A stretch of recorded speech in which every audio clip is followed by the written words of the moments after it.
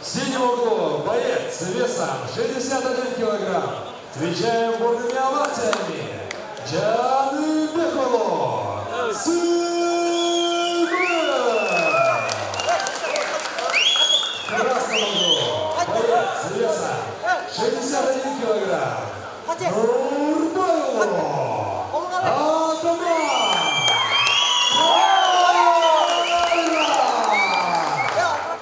Бойцы в центр.